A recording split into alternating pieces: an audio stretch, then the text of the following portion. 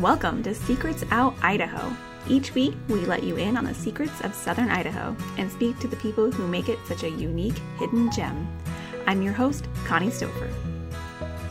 On today's episode, we'll be hearing about the historic, wild, and diverse landscapes that you can explore in the many state parks throughout the region. When we talk to David Langhorst, Director of Idaho State Parks and Recreation, and Communications Manager Jennifer Okerlund. And they'll share a few of their tips and secret spots to make any trip to Idaho an adventure. David Langhorst and Jennifer Okerlund, thank you so much for joining me on Secrets Out Idaho. I'm really excited to learn more about state parks. And David, I want to start with you and have you just tell me a little bit about yourself. Well, I really am happy to be in this role. I came to Idaho 30 years ago and always wanted to live in the West in the Rocky Mountains, and was so happy when I arrived in Idaho. And so if you knew much about me, I'm all about the outdoors and camping and hunting and fishing and hiking. And so over time, I got started in public affairs with nonprofit organizations, conservation groups, and so forth. And then eventually worked my way into running for the state legislature. And I served 3 terms in the legislature. And then the governor appointed me to run the revenue agency, the tax commission, with 3 other folks. And through that, I learned how to manage a state agency. So when this one came open, it was right up my alley. And I applied and thankfully got the job, and very happy to be here. Wonderful. And Jennifer, why don't you tell us a little bit about yourself as well? I've spent most of my life in Idaho and am working on 20 years with this agency specifically. So I'm very, very passionate about what we do and our mission and our goals, Idaho State Parks and the recreation programs that we manage. They've been a part of most of my life, and we're really excited about some of the great projects that we're putting on the ground here in the next couple of years. Wonderful. Thank you. So one of the things I'm excited to talk about, because Idaho is such a big state and it's pretty diverse in the parks that are across the state, and someone that's not from Idaho may not realize the diversity and experiences that you could have here. David, can you tell us a little bit about what someone might experience across the state if they were to visit some of our many state parks? Well, certainly, and a lot of very diverse experiences. If you think about Priest Lake, which is just a few miles from the Canadian border, and a very popular park that's booked. The campsites are booked 9 months in advance. One of the great hotspots for recreating up there and fishing. But Harriman over by Island Park is like Idaho's miniature Yellowstone. It has some historic buildings called the Railroad Ranch.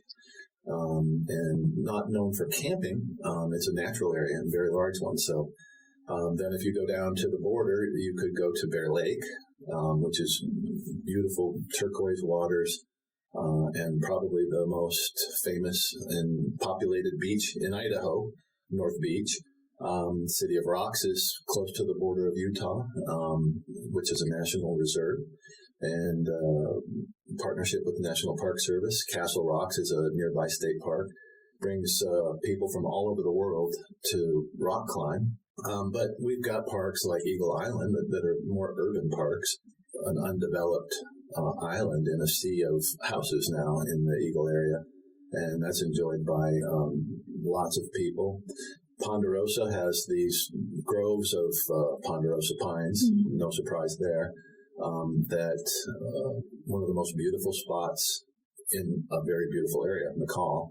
And I could go on. There's just Lucky Peak is mostly a recreation, boating and skiing and so forth, access to Lucky Peak Reservoir.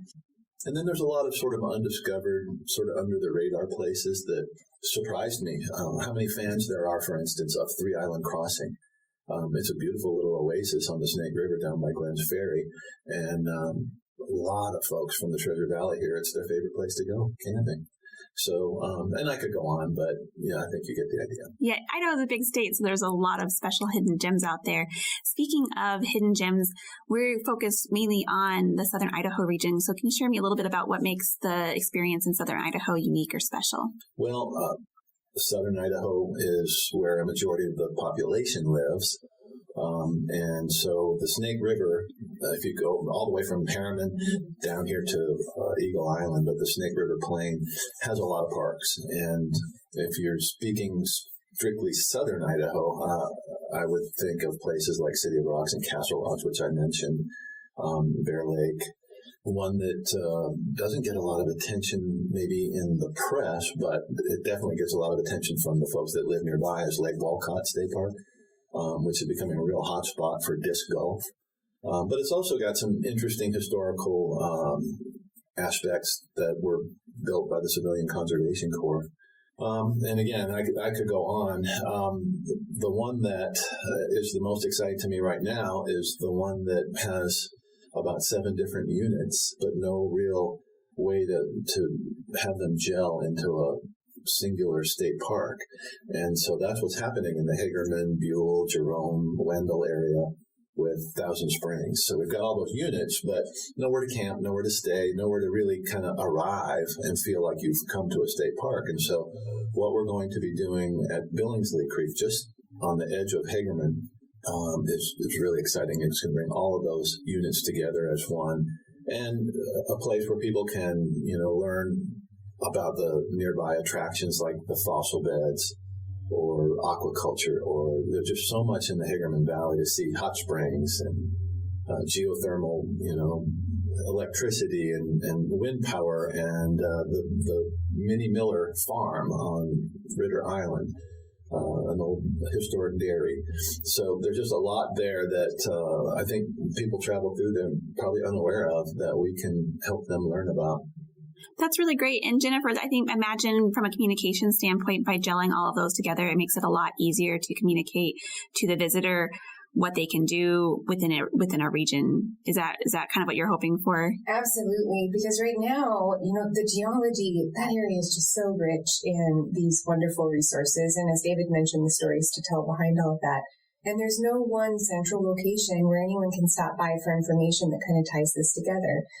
Not only for that type of information, but just for directions on how to get to the individual units. It's often difficult for people to explore each and every one. So the Partnership Visitor Center that we are discussing at Billingsley and hope to bring to fruition is going to be just that and become a really amazing hub for an experience in that region, which will bring more folks down who are going to spend some money and, increase the economic vitality within the region.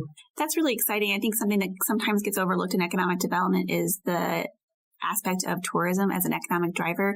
Is that one of the factors that you considered when you were picking this location for an investment, as far as the potential growth or the number of visitors you thought would benefit from that? Or kind of tell me what went into deciding that this was a location you wanted to invest in? Well, our main goal is to provide recreation opportunity.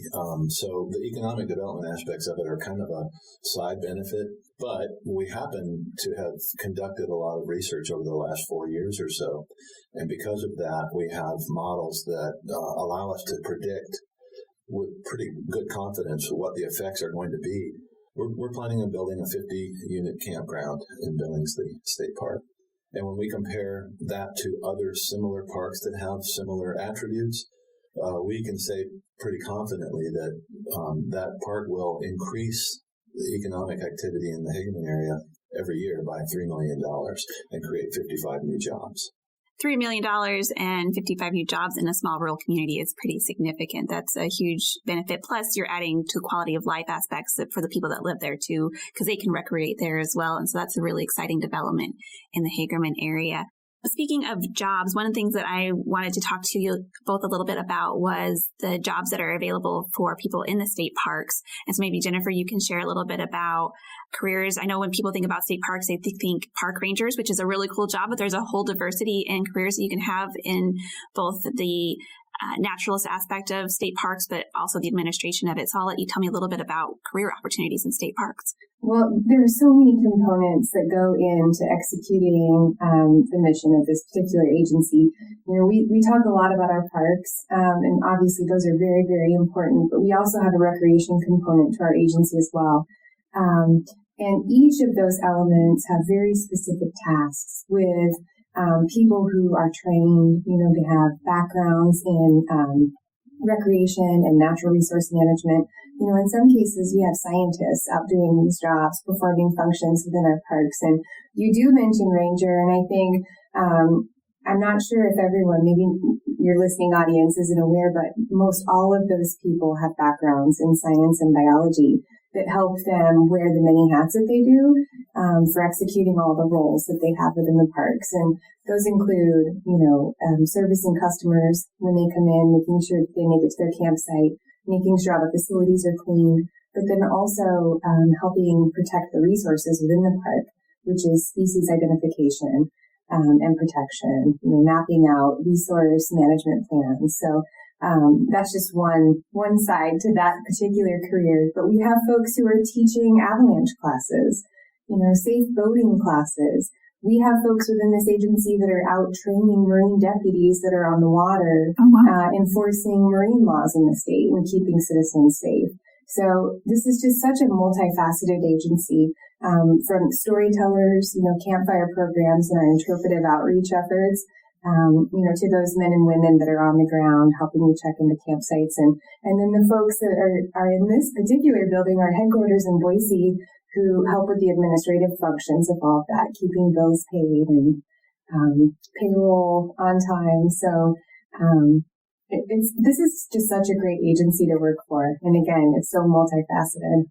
And there's some unique ways, I think, to get involved to kind of test out if it's something that you wanted to do. Or even, I think for people who are retired, I think you have a lot of folks who are retired who work as camp hosts during the year, or people who work seasonally, either they're in college or they're early in their careers, or maybe people even who are later in their careers who are wanting to try something new.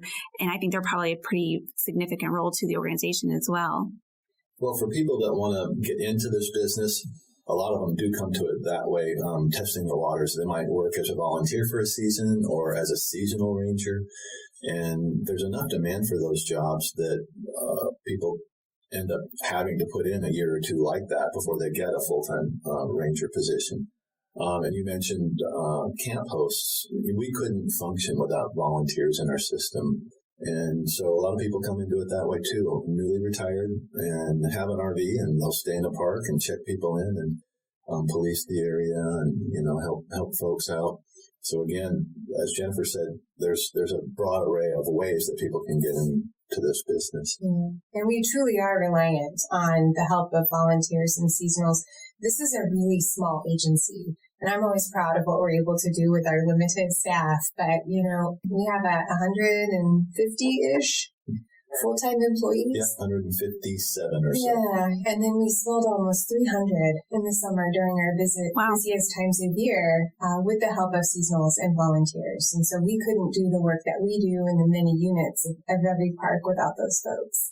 So it might be a great opportunity for someone who's maybe transitioning careers to come give Idaho a try and really get to explore. Because I imagine that would be a really great introduction to Idaho, as being able to be out in the state parks and work seasonally and maybe just get out and explore Idaho if you're thinking about making a move or a career change. Yeah, our volunteers, when you look at their backgrounds, they bring such a tremendous wealth of information from their former careers and lives. We end up benefiting from that, doctors and lawyers and folks who had careers and now want to move this way, or, spend some time traveling. The camp host opportunity is a good one for them. And again, we appreciate the additional skills that they come and share with us as well. Mm-hmm. Wonderful. So one of the things I think is special about Idaho is the amount of public lands that we have in the state. And I know that some people may see that as a positive or negative in certain lights, but I think for the visitor experience and for people living here, being able to have access to the outdoors is pretty great. David, from your experience, both as managing this agency as a legislator and somebody who moved here a number of years ago, what do you see as different or special about Idaho from that state lands perspective and the access that people have here as opposed to maybe other states in the country? Well, one way I would approach that question is to look at the difference between not just Idaho, but Western public land states in general compared to states back east. I grew up in Minnesota and Alabama. And so you'll find larger lodges and more commercial resort type state parks than you see out west. And I think a lot of that is because of the public land. In other words, in the East, state parks are created to furnish outdoor recreation experiences, which they don't really have natural access to like we do. And so our parks are more strategically located stepping off areas to enjoy those public lands, federal, most of them. So that's one way of looking at it. Idaho also, I think, has a comparative advantage in that, and it's a double-edged sword. We want to promote economic development, and yet there are people who would like for a bunch of folks to not show up, right, to their favorite place. But really, Idaho is kind of like what Montana or Colorado used to be in the American imagination. It just doesn't have all the people that flock to it. And so we have attributes here that we can market and we can bring people in. Tourism is a good thing for those rural economies. There aren't many other things right now that compare to tourism or recreation that can bring people and dollars into a community like Chalice, if you will, or Salmon or Grainsville, or small rural towns. And so the state parks or the trails that are near to them are one of the things that they have that can increase economic activity right now. Jennifer, if you had anything to add about kind of the difference you see from a communication standpoint, part of it is communicating both the experience and why someone should come to our state parks for their family vacations as opposed to maybe somewhere else. Do you see something that stands us apart in Idaho to maybe some other experiences people might have elsewhere? Yeah, our outdoor experiences are what make Idaho, and so special. It really does set us apart from any other state in the union. Access, as David was pointing out, to our public lands and the trail systems that we have. I mean, they're more thousands of miles than any other state in the nation. And it took a lot of forethought, I think, in setting aside these places and making sure that access would be maintained. Putting aside the 30 special places that we are in charge of managing, and helping prepare for the future. But it's all of those outdoor opportunities that really define who we are. And I loved how Director Langhorst put it, it's the American imagination. Idaho is so representative of what the West is and what living in the Rockies is and the experiences that you can have here. And, that is Idaho. It's Idaho's state parks. It's Idaho's backcountry. It's all of those things that make it a magical place to live and visit. That's so true and so beautifully put, because I think when people think of Idaho or when you come experience Idaho, it's definitely more wild than you would get in other places. We recently had some staff move here from Pennsylvania, and they were just shocked at all the wild places that you can get to, and there's not fences or things that keep you out. You can just kind of go and explore so many wild places, and it's an experience you don't get at other places, and it's still kind of true to that Wild West sort of nature.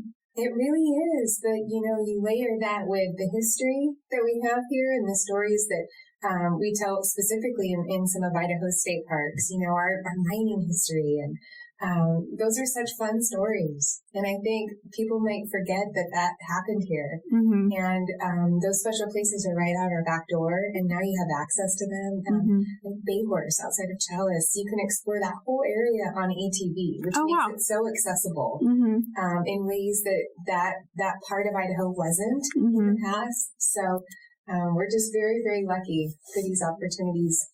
That's so true. And I think both of you mentioned some of them are kind of secret, maybe under the radar. Are there some under the radar places maybe in the Southern Idaho region that maybe we want to put out there a little bit and have people check out a little bit and explore if it's something that they're into, whether it's be a historical place or maybe, a nature kind of recreation sort of opportunity? Do you want to give away your secrets? Well, this is called Secrets Out Idaho. Right. So yeah, I think everybody needs the opportunity to find their own special places first and foremost. And it's through that exploration that you do just that, right? They become your favorite places and your favorite memories. But I do really want to point out in your region of the state specifically, honestly, Thousand Springs State Park and those units are so underexplored. I think of some of the units down there as being the most perfect place you could ever introduce your children to fishing, as an example. With the springs coming out of the rocks and these amazing little docks on this serene little fishing pond. And just beautiful locations like that. You get there and you think, oh my gosh, this is the most perfect location for a first, whether it's fishing, whether it's kayaking off of Ritter Island, just all the waterfalls that you see on your way out there. It's just mind-boggling. And I'd lived in Idaho for a long time and had never been out there. And I was driving out there last fall and I was like, oh my gosh, I didn't realize there were all these waterfalls over here. And I think a lot of people don't know. Right. I really think that those units have gone, there's not a lot of awareness. They're underutilized right now only because people don't know how to get there. But it's some of the most incredible geology that you'll ever experience. And like I said, with Niagara Springs, and it's so charming. I can't wait for the rest of the world to discover these places once they know how to, which makes the Billingsley Creek project a really fun one. It's going to tie it all together. That is so exciting. David, now it's your turn. You have to share one of your secret spots. Well, it's funny. I define under the radar. We have places that we think are pretty well known. You'll see their pictures all over the place, right? Like City of Rocks or Bruno Sand Dunes. And yet, in your listening area in Southern Idaho, a lot of folks have never been. They really need to just take that day, take the kids, get in the car, go to Bruno Sand Dunes, and you'll be blown away. City of Rocks, same thing. So yeah, I can keep on. I think Bayhorse at Land of the Yankee Fork, which is a historic park and mostly centered around telling the story of mining in Idaho's past. But there's a little ghost town there that is just really cool, and you wouldn't know it. People that drive north and south on Highway 75 or 93 that goes through Chalice there, you take a turn to the west and you go about 5 miles, 7 miles, and you're transported back in time. And there's really cool trails. You can walk up and you really get a feel for what it had to be like 100 years ago or more. When people were trying to scratch a living out of the land. So that's another way that, Idaho state parks are under the radar. But I think wherever you are in Idaho, you're close enough for a day trip to see one of these parks that you probably haven't seen. So go do it. That's awesome. So speaking of getting out there and doing things, I'm interested to hear both of yours favorite things to do when you're not working, which sounds like it's mostly recreating outside. But what are your favorite things to do when you're not working in state parks?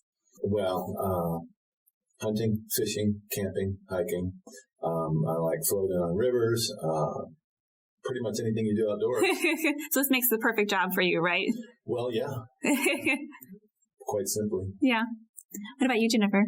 Same. I just love being outside. It doesn't matter if I'm in Boise and I'm on the Greenbelt, or if I've taken the kayaks up to Northwest Passage, which I'm really looking forward to doing this year. It's just about being outdoors. And why wouldn't you be outside? Right?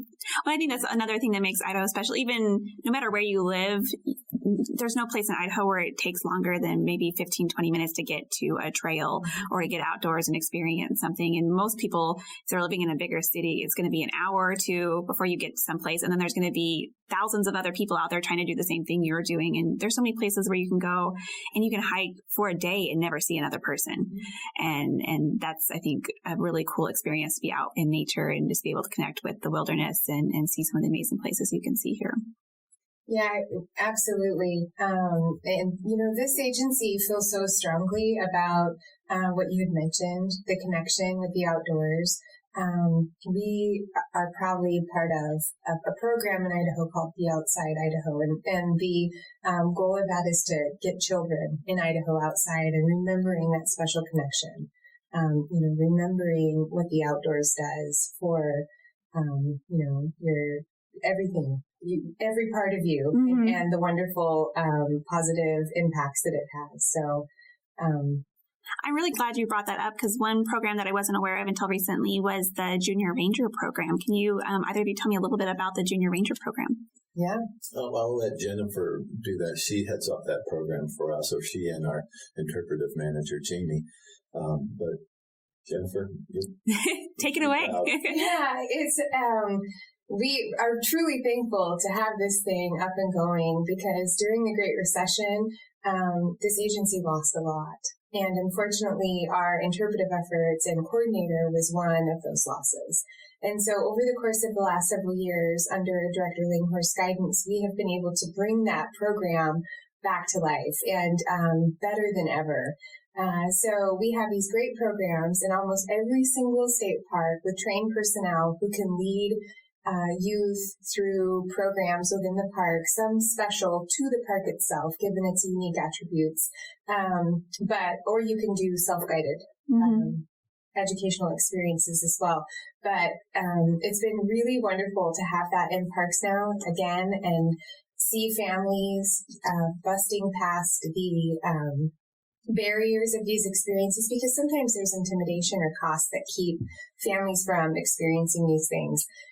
So we, this year, with the help of the Kempthorne family and funding that they brought together through Friends of Idaho State Parks, we put loaner backpacks in almost every state park as well. That's to complement awesome. the Junior Ranger program and that self-guided tour experience. And it's filled with everything a family would need to go and have outdoor experiences in Idaho State Parks. Guides of trees and birds and insects and water nets and binoculars and GPS units. And again, thanks to those generous donations, we really pulled some great equipment into these backpacks and encourage Idaho families to get out and try them out. That's awesome, because I know when I first moved to Idaho, I didn't have the outdooring experience to be successful in the outdoors or to be able to be respectful of the space and know how to, have leave no trace practices and be safe, with wild, campfires and just camp and hike through trails safely, so that I knew how to be aware of bears and all those different aspects. And I think some people might know that they don't have those skills, and so they don't go out and experience the outdoors. And so I think this is an awesome program to get people outdoors and kids too, so that they can have, their life, spent in the Idaho outdoors. Absolutely. And that's the whole goal with the backpacks. There's elements of everything you just mentioned. Again, to break down that intimidation barrier, give families and children the tools that they need to have these experiences, so that we're creating new generations of Idahoans that are going to appreciate this state and all that it provides as much as all of us do. Are there any other programs that you guys might have that maybe we haven't talked about that people should be aware of, as far as either experiences and programs that might be out in state parks that they can take advantage of? Well, we have first-time adventure programs, which kind of go along with everything we've been talking here, that take the backpack idea and breaking down the intimidation barrier one step further and allow families to actually come to a campsite, borrow equipment from us, have some education from the ranger on site on how to set up the camp, site or cook a meal. So that's available in select Idaho state parks. We have first-time fishing programs where a partnership with the Idaho Department of Fish and Game is allowing us to make rods and reels and tackle available in certain parks. I need to take that. I'm a terrible fisherman. I am terrible. So I could probably use that program myself. Yeah. Our list is growing on these first-time adventure program offerings. And we would encourage people to go to our website, parksandrecreation.idaho.gov, check out our learnings tab, and under that tab is information about all of these programs. Oh, wonderful. The first-time adventures, the Junior Ranger, the loaner backpacks. There's also information on there about teachers' workshops that we're offering now. Oh, great. In collaboration with educators throughout the state, where teachers can go and get their continued education credits and having a wonderful weekend in an Idaho State Park. Well, that sounds amazing. Both they can bring some of that outdoor education into the classroom, and then they also get that experience too in the outdoors. That's amazing. Is there anything else that I haven't asked either of you that you'd want to make sure that listeners either in Idaho or outside of Idaho who haven't been here before should know about coming to the state and visiting the outdoors? Yeah. I would make sure everybody knows that for $10, you can buy a sticker when you register your car, and for a year have access to 30 Idaho state parks. That's amazing. That's because it's about $5 a day, right? To go for just without the sticker. Without the sticker, it's $5 entrance fee for a vehicle to go into a park. And so if you go twice, you've paid for your sticker. And hopefully, you go a lot more than twice. Right. Well, we've got 52 weekends in a year, so there's plenty of opportunities to get out there and experience all of the state parks. Yeah. That's wonderful. Jennifer, is there anything that I didn't ask you that people should make sure to know about Idaho State Parks, or just why they should come and see Idaho? Well, I think every state park in Idaho has a special offering. And if you grab your passport, as the director indicated, for $10, you can go and have these little experiences and the day trips that we've talked about. And you will thank us for this later. Just the opportunity to experience outside, but the history that these locations also provide, to right out your back door to be able to participate in world-class rock climbing. That's amazing. And there are not other states in the United States that have those kinds of offerings. And within another 30-minute drive, you could be sitting in a hot springs or fishing at Niagara Springs. And a few hours further north, you can be surrounded by timber and having a completely different experience. And so I think Idahoans really just need to make some of these plans, make some of these travel plans, get out and explore some of these special places and better understand their state and its offerings. I think that's so true. I think sometimes we get stuck in our day-to-days and then we kind of take for granted that we could go anytime to go some of these places, and then we don't do that. And so sometimes it just takes the planning to say, you know what, we're going to go do something fun this weekend, and we're going to go to a state park I hadn't been to before, or I'm finally going to take that trip out to Idaho. I've never been before and I need to see something special. So. I think one thing that I'm going to reiterate that Jennifer mentioned earlier, I don't think people realize that Idaho has more trails than all of the neighboring states combined, or about equal, actually, to Montana, Wyoming, Nevada, Utah. Washington. And those are big states. And so if you figure, we've got more than all of those combined, that's pretty spectacular. You could spend your whole life and not get to every single mile of trail. Yeah. Yeah, absolutely. Yeah. And the diversity, it's motorized and non-motorized. And in Idaho, we have a lot of folks that enjoy both. And there's so much trail that they can. We have over 8,000 miles of single track trail in Idaho for motorized use. And that's coveted. Yeah. It's the single track opportunities that you really look for. And we're so lucky. And that's 3 or 4 times what our neighboring states offer. My husband and I moved to Oregon, and it's beautiful, and there's lots of outdoor recreation opportunities there, but we were surprised at the lack of single track trail opportunities that were there, and that's a huge reason why we came back. My husband's a big dirt biker and loves single track trail, and he just realized that we couldn't get as many trail offerings there, and we had to come back, and so we moved back. And it's something that you don't realize until you leave. What a gem and what opportunity you have here. Right. Well, welcome home. Thank you. It's been almost 2 years, and so it's been nice being back. And it's definitely, I think, some people, if you've been in Idaho your whole life or even for a long time, you kind of get used to just having all these amenities that other people don't get to have. So you do, and you go and you travel elsewhere, and you come back and you think, oh my gosh, there really is so much diversity here. There's so much to see and do and explore, and in my personal opinion, there's no better place to live, work, and raise a family. I definitely agree with you. So, David and Jennifer, thank you so much for being on Secrets Out Idaho and for taking some time to let us know all the amazing opportunities there are in Idaho parks. And I really appreciate your time. Well, thank you for sharing our story. Thanks for listening to Secrets Out Idaho. You can follow Southern Idaho Economic Development on social media or visit southernidaho.org to learn more. Please take a moment to leave a rating and review and subscribe so you can be the first to hear more Secrets Out Idaho. Until next time.